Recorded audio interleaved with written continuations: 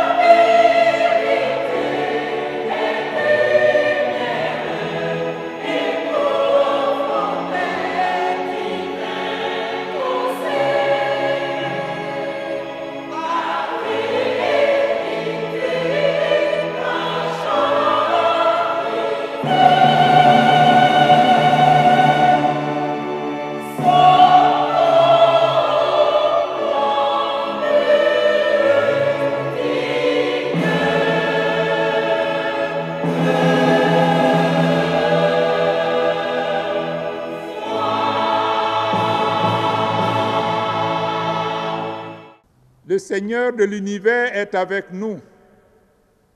Le Dieu de Jacob est pour nous un rempart. Dieu est pour nous un refuge, un lieu fort, un secours toujours offert dans la détresse. Nous serons sans crainte si la terre est secouée, si les montagnes s'effondrent au creux de la mer. Le Seigneur de l'univers est avec nous. Ceux qui se confient en lui comprendront qu'il est fidèle. Ceux qui restent dans l'amour demeureront auprès de lui. Saint du Seigneur, adorez-le. Rien ne manque à ceux qui l'adorent. Amen.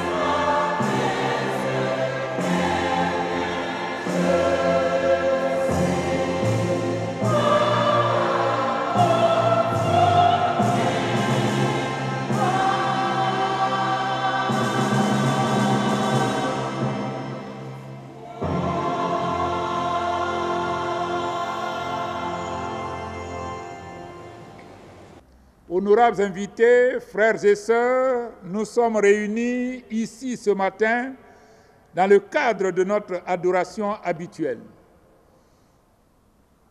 En tant qu'Église porteuse de l'espérance qui est en Jésus-Christ, pour prendre notre part de responsabilité dans la souffrance du monde, dans la lutte contre le VIH-Sida et nous unir du fond du cœur à tous ceux et celles qui en sont victimes, atteints ou affectés par lui, consciemment ou inconsciemment.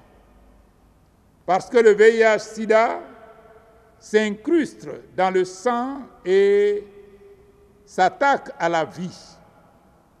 Le virus du sida est un ennemi contre la vie qui nous vient de Dieu.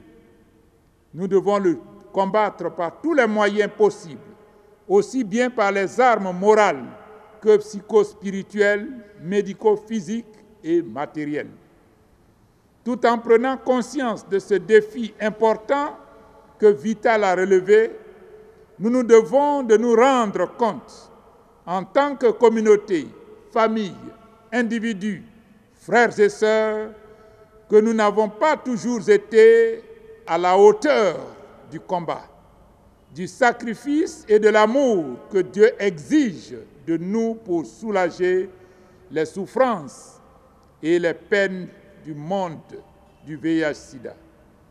Nous avons souvent regardé ceux et celles qui en sont victimes comme des damnés de Dieu et nous leur avons rendu la vie si solitaire. Nous nous sommes fermés à eux et nous n'avons pas voulu les aider de quelque manière que ce soit. Nous avons rendu les prix des produits dont ils ont besoin rébarbatifs et inaccessibles. Parfois, même par pur racisme, nous avons exploité leur situation si difficile pour notre propre bien.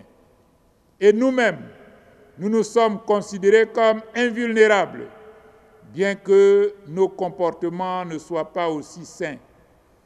Nous avons fui la nécessité pour chacun, pour chacune de nous, de connaître sa sérologie et nous avons méchamment, par nos sexualités irresponsables et par notre faute, répandu la maladie autour de nous. Nous avons usé de légèreté dans les soins dispensés et avons, de notre fait, aggravé fatalement le sort du malade. Nous n'avons pas aimé le prochain comme nous-mêmes.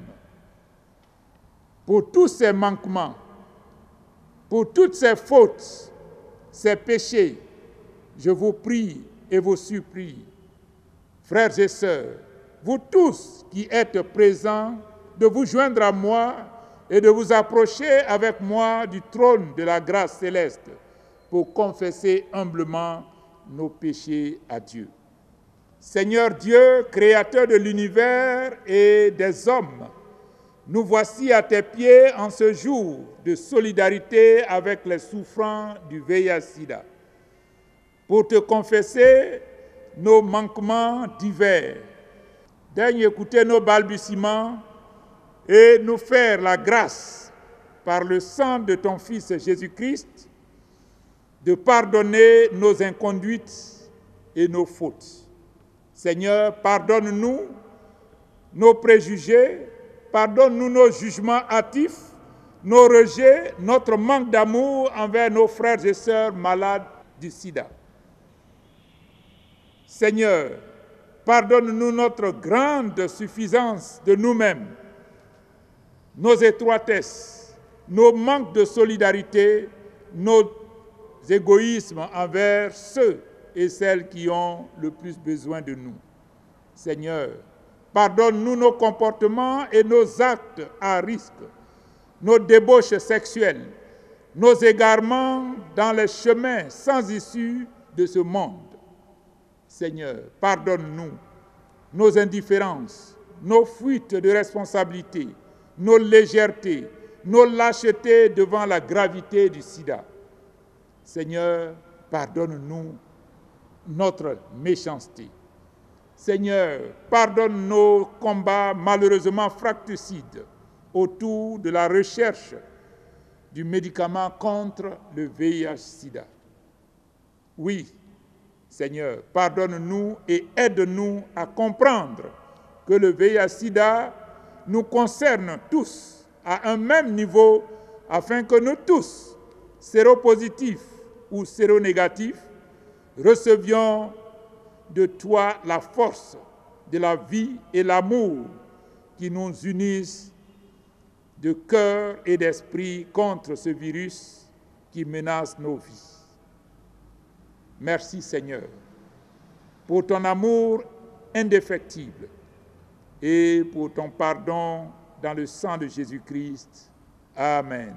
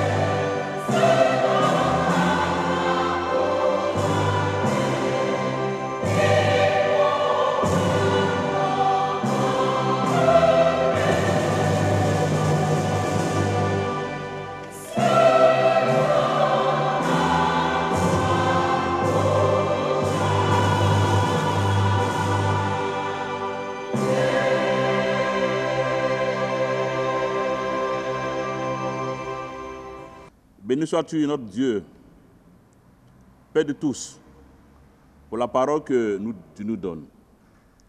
Paroles qui sont plus fortes que nos doutes, qui nous redressent, qui nous guérit et rend vigueur à nos regards. Béni sois-tu pour la parole que tu nous rends. Parole qui nous permet de transmettre à nos frères et sœurs notre foi, notre espérance, la bonne nouvelle de ton amour. Béni sois-tu pour cette parole faite chair en Jésus-Christ notre Seigneur. Amen. Lecture de l'Ancien Testament tirée du livre de Deutéronome, chapitre 22, versets 22 à 24. Lisons la parole de Dieu. Si l'on trouve un homme couché avec une femme mariée, ils mourront tous deux. L'homme qui a couché avec la femme et la femme aussi. Tu ôteras ainsi le mal du milieu d'Israël. Si une jeune fille vierge est fiancée et qu'un homme la rencontre dans la ville et couche avec elle, vous les amènerez tous deux à la porte de la ville, vous les lapiderez et ils mourront. La jeune fille, pour n'avoir pas crié dans la ville, et l'homme pour avoir déshonoré la femme de son prochain. Tu ôteras ainsi le mal du milieu de toi. Amen. Lecture du Nouveau Testament tirée de l'épître de Paul aux Romains,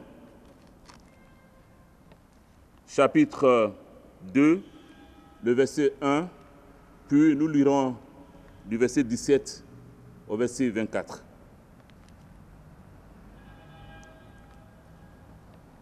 Voilà ce qui est écrit. Ô homme, qui que tu sois, toi qui juges, tu es donc inexcusable. Car, en jugeant les autres, tu te condamnes toi-même. Puisque toi qui juges, tu fais les mêmes choses. Verset 17 à 24. Toi qui te donnes le nom de juif, qui te repose sur la loi, qui te glorifie de Dieu, qui connaît sa volonté, qui apprécie la différence des choses, étant instruit par la loi. Toi qui te flattes d'être le conducteur des aveugles, la lumière de ceux qui sont dans les ténèbres, le docteur des insensés, le maître des ignorants, parce que tu as dans la loi la règle de la science et de la vérité. Toi donc, qui enseignes les autres, tu ne t'enseignes pas toi-même. Toi qui prêches de ne pas dérober, tu dérobes. Toi qui dis de ne pas commettre d'adultère, tu commets l'adultère. Toi qui as en abomination les idoles, tu commets des sacrilèges. Toi qui te fais une gloire de la loi, tu déshonores Dieu par la transgression de la loi. Car le nom de Dieu est à cause de vous blasphémé parmi les païens, comme cela est écrit. Amen. Enfin, nous trouvons nos derniers textes dans le livre de l'Évangile de Jésus-Christ selon Jean, au chapitre 8, le verset 1 au verset 11. Jésus se rendit à la montagne des Oliviers, mais dès le matin, il alla de nouveau dans le temple, et tout le peuple vint à lui. S'étant assis, il les enseignait. Alors les scribes et les pharisiens emmenaient une femme surprise en adultère, et la plaçant au milieu du peuple, ils dirent à Jésus, « Maître, cette femme a été surprise en flagrant délit d'adultère. Moïse, dans la loi, nous a ordonné de lapider de telles femmes. Toi donc, que dis-tu » Et il disait cela pour l'éprouver, afin de pouvoir l'accuser. Mais Jésus, s'étant baissé, écrivait avec le doigt sur la terre. Comme il continuait à l'interroger, il se releva et leur dit, « Que celui de vous qui est sans péché jette le premier la pierre contre elle. » Et s'étant de nouveau baissé, il écrivait sur la terre. Quand ils entendirent cela, accusés par leur conscience, ils se retiraient un à un, depuis les plus âgés jusqu'au dernier. Et Jésus resta seul avec la femme qui était là au milieu. Alors, s'étant relevé et ne voyant plus que la femme, Jésus lui dit, « Femme, où sont ceux qui t'accusaient? Personne ne t'a-t-il condamné ?»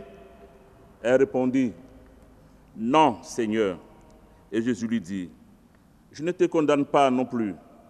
Va et ne pêche plus. » Heureux celui qui reçoit la parole de Dieu et qui les met en pratique. Amen.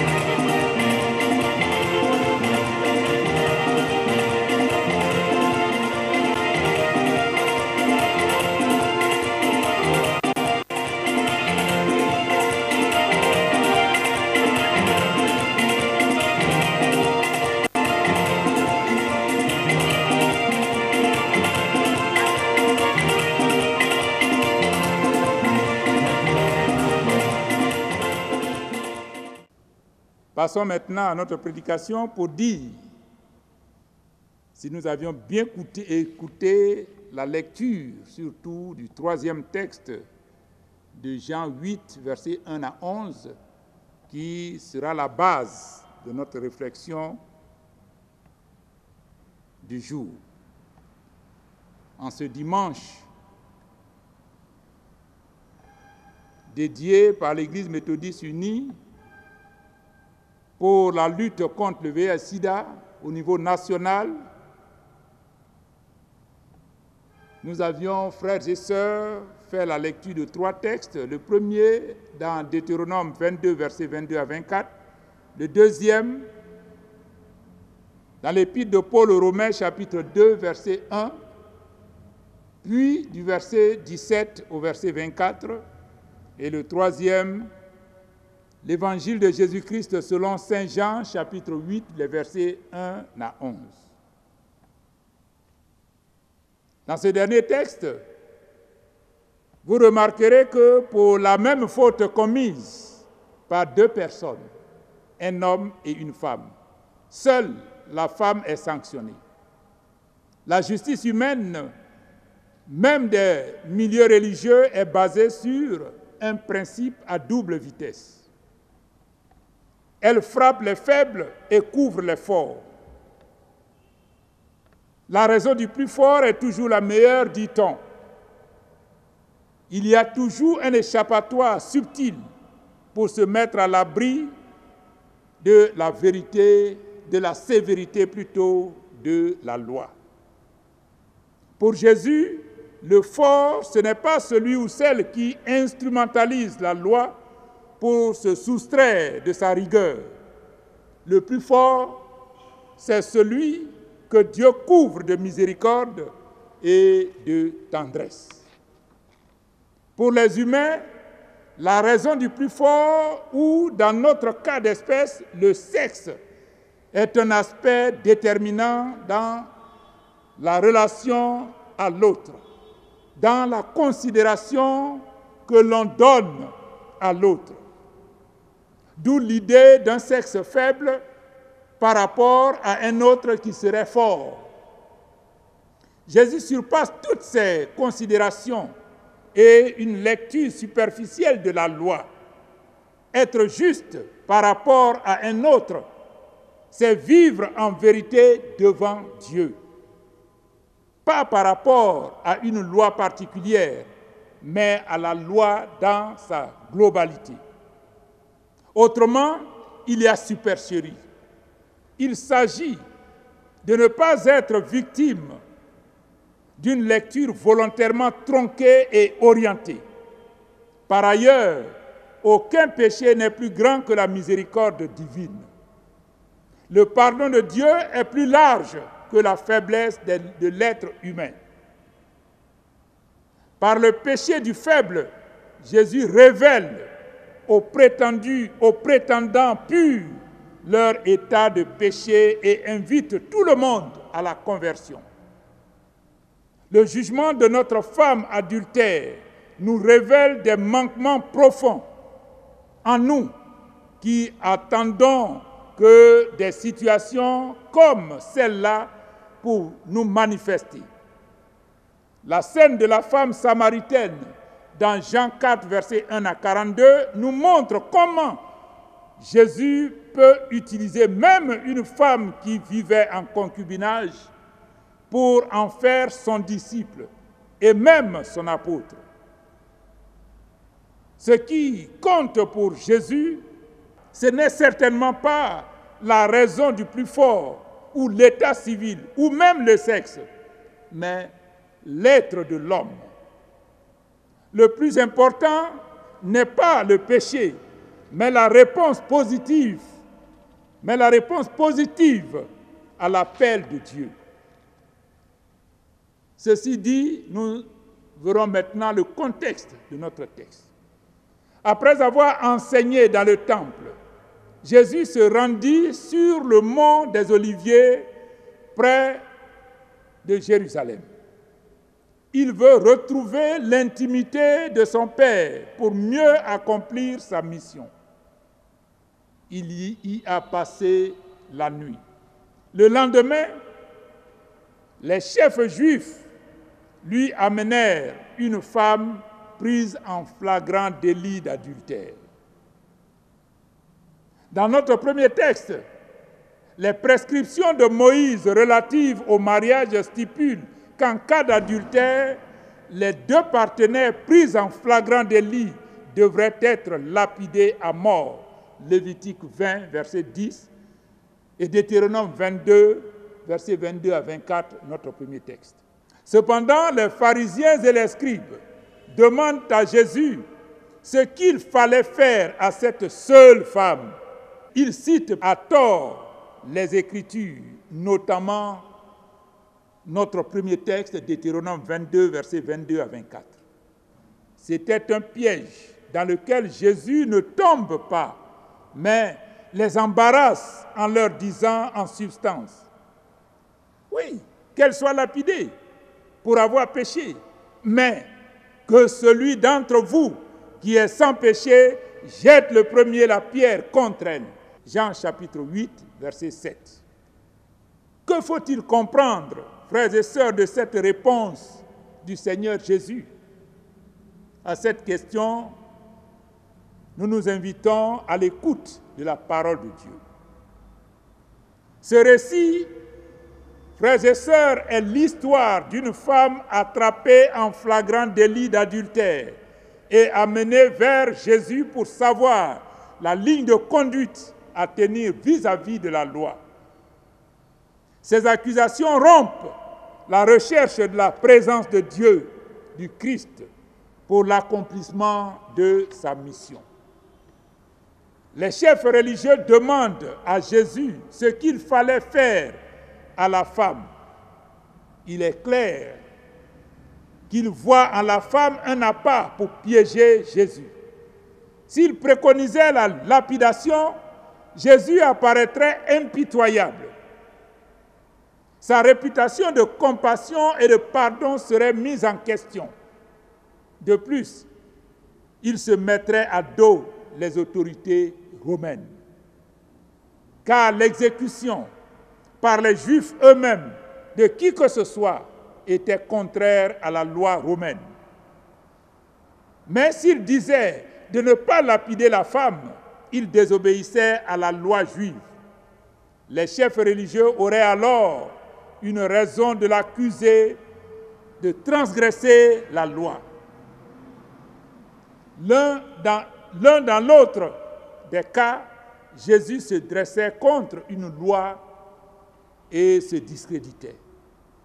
En réalité, les accusateurs se fichent de la femme. Ils se fichent de Jésus et même de Dieu. Ils sont malhonnêtes et incrédules. L'adultère ne s'étant pas commis et ne se commet jamais par la seule femme, on se demande légitimement où est donc l'homme adultère, son partenaire? C'est quelle justice qui se permet de s'en prendre à un seul parti dans une affaire qui concerne deux antagonistes? Oui, frères et sœurs, c'est quelle justice qui se permet de s'en prendre à un seul parti dans une affaire qui concerne deux antagonistes? Paul, dans notre deuxième texte, lance un avertissement à tous les hommes prompts à juger leur prochain. Il rejoint ainsi Jésus en Matthieu 7, verset 1. Il dit, et je cite, « Ne jugez point, afin que vous ne soyez point jugés. » Le disant, mes frères, mes sœurs, Jésus ne nous défend pas de juger, mais de juger les actions ou le comportement d'autrui, et non sa personne elle-même. Luc 18, verset 11, nous donne un exemple de mauvais jugement. Dans ce verset, le pharisien en prière dit, « Ô Dieu, je te rends grâce de ce que je ne suis pas comme le reste des hommes, qui sont ravisseurs, injustes, adultères, ou même comme ce publicain. » Ce faisant, ce pharisien jugeait le péager qui était à ses côtés, en affirmant en substance, « Moi, je suis bon, toi, tu es mauvais. » Cette attitude de condamnation et de mépris à l'égard d'autrui est répréhensible. Nous n'avons pas, frères et sœurs, à juger ainsi notre semblable.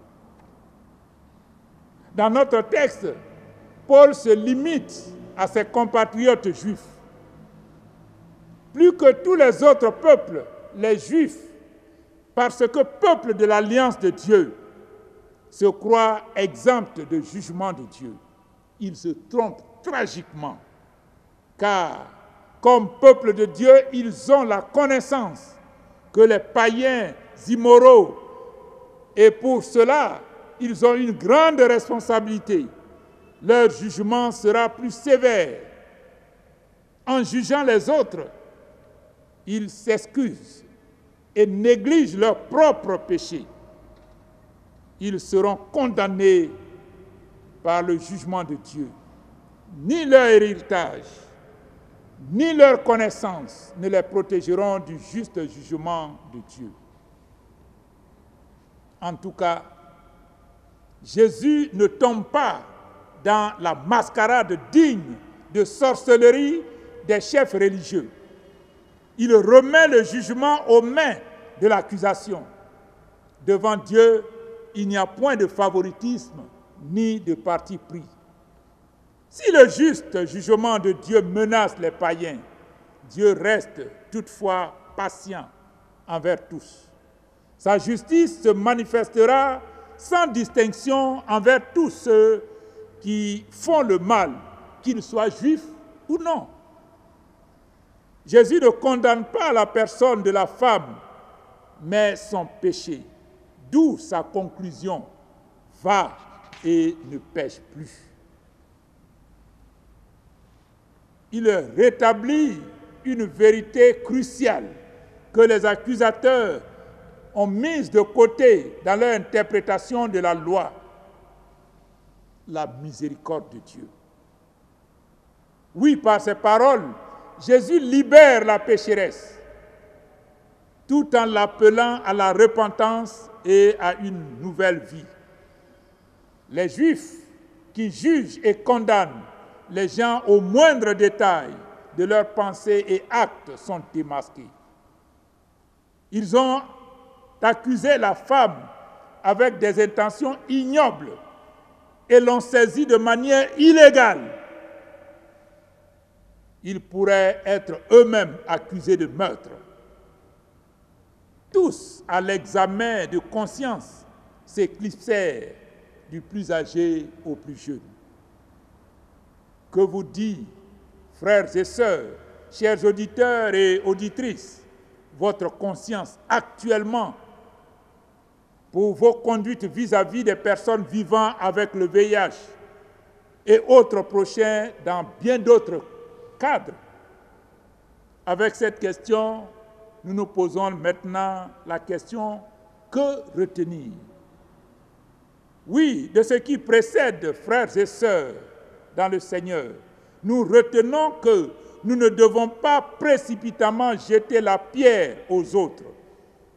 Nos pierres sont en termes de médisance, de calomnie, de méchanceté, en termes de violence, de faux témoignages, de murmures, de stigmatisation, en termes de discrimination, en somme, sont de mauvaises, en somme, de mauvais traitements.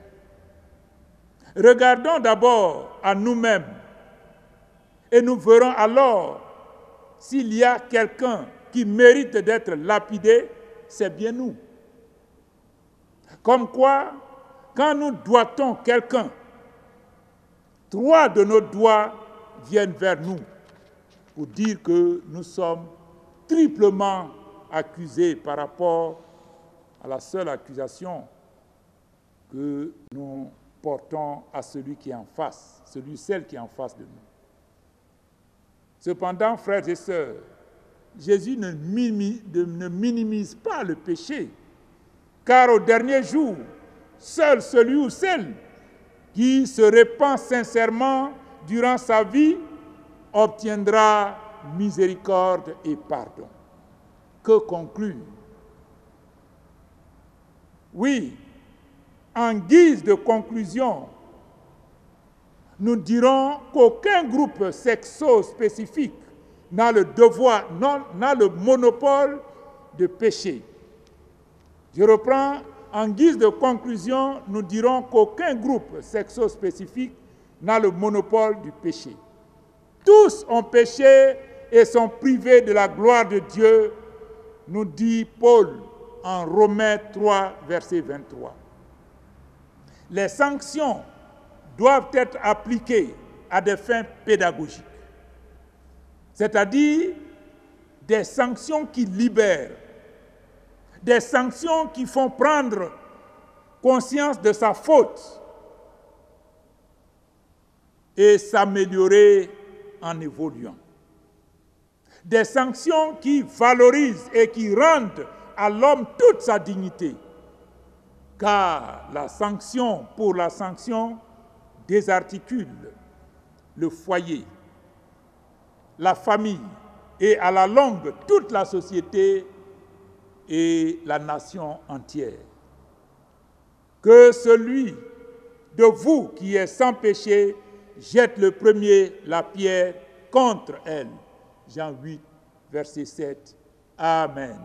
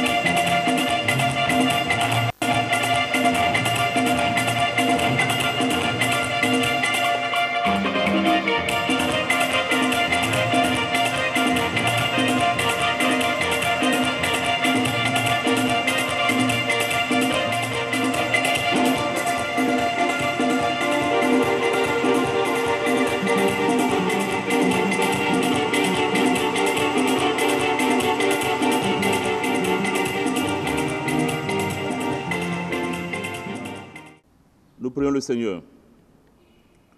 Ô Dieu qui donne force, Dieu qui partage notre faiblesse, Esprit Saint qui agit en nous pour nous sauver, viens maintenant nous aider par des soupirs inexprimables.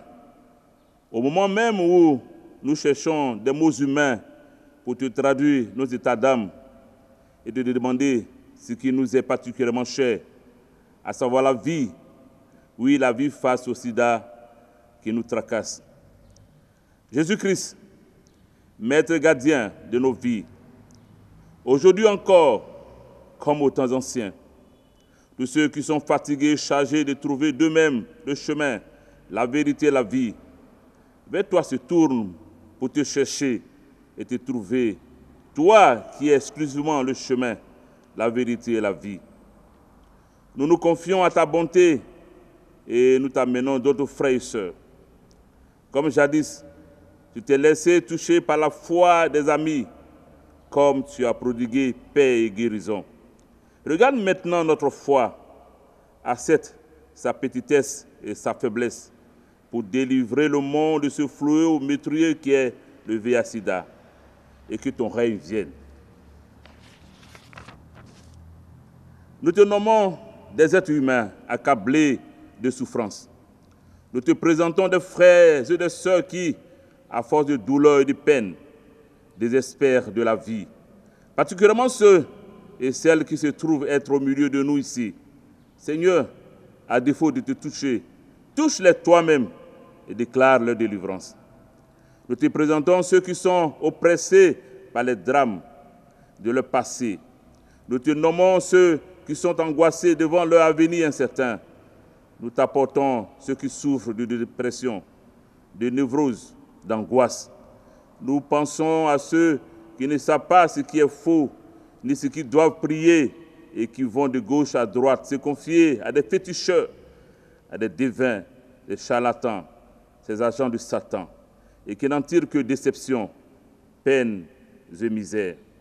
Seigneur Jésus-Christ, toi qui aimes tous les humains, accorde leur guérison et paix pour que les yeux s'ouvrent sur toi, le Sauveur du monde.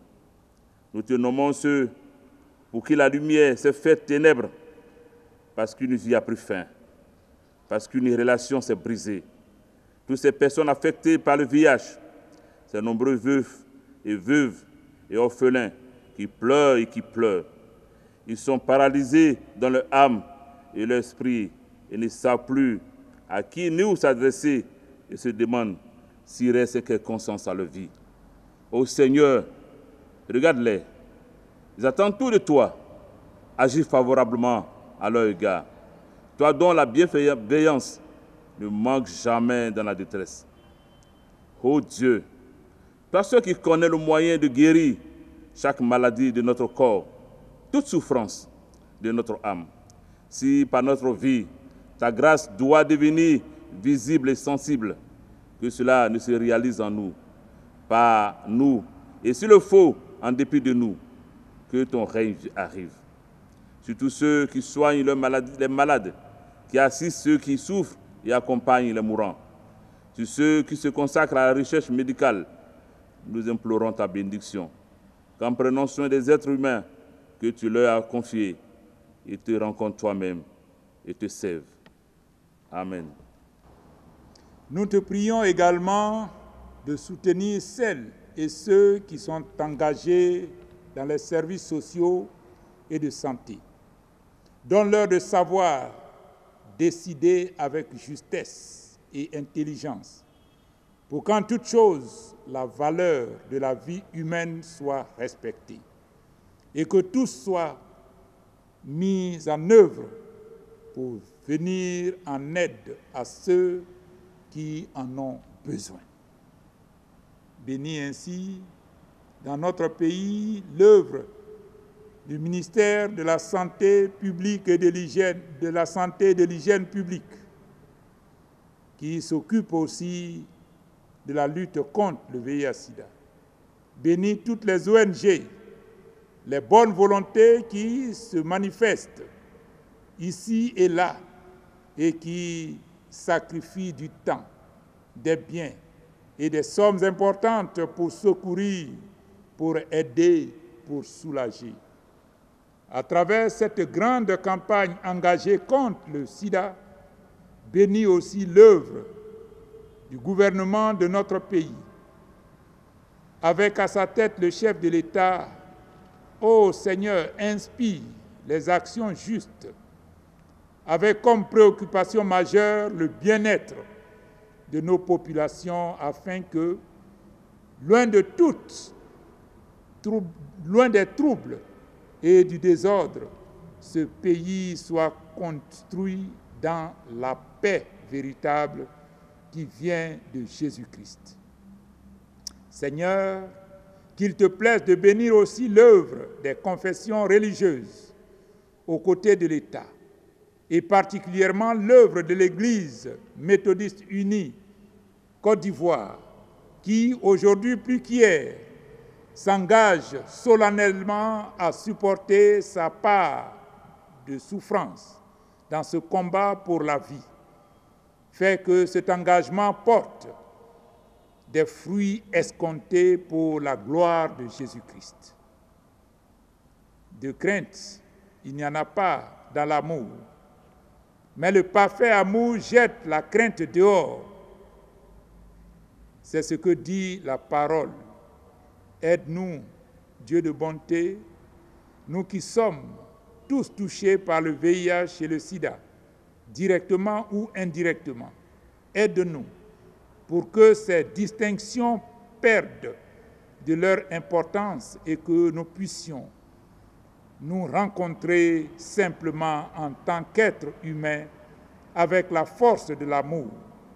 Aide-nous à nous supporter les uns et les autres pour chasser la peur et pour accompagner mutuellement dans la vie et dans la mort.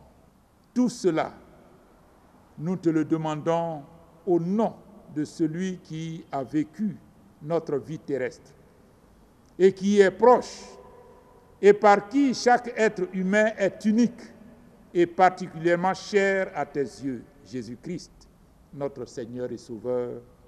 Amen.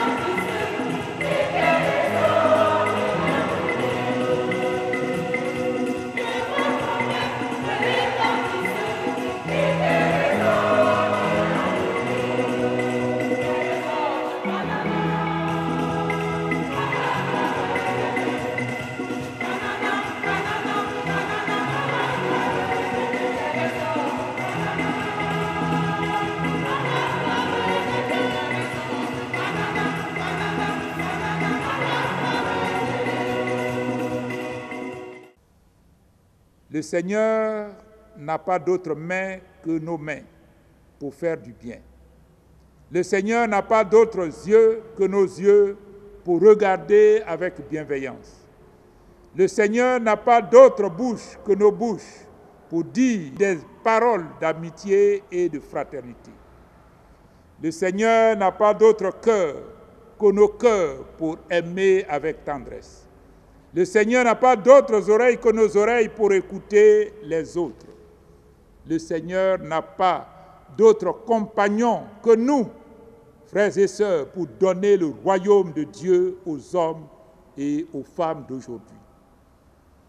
Dieu, par son Fils Jésus-Christ, nous envoie dans le monde pour être ses témoins, pour transmettre son espérance et pour proclamer son amour, qu'il nous donne le sens de la vraie solidarité et du partage. Oui, frères et sœurs, que la paix de Dieu, son amour et sa joie renaissent en nous chaque jour. Allons, oui, allons dans la paix. Allons dans cette paix du Seigneur, dans cet amour, dans cette joie répandue dans nos cœurs par la vertu du Saint-Esprit, dès maintenant et à jamais. Amen.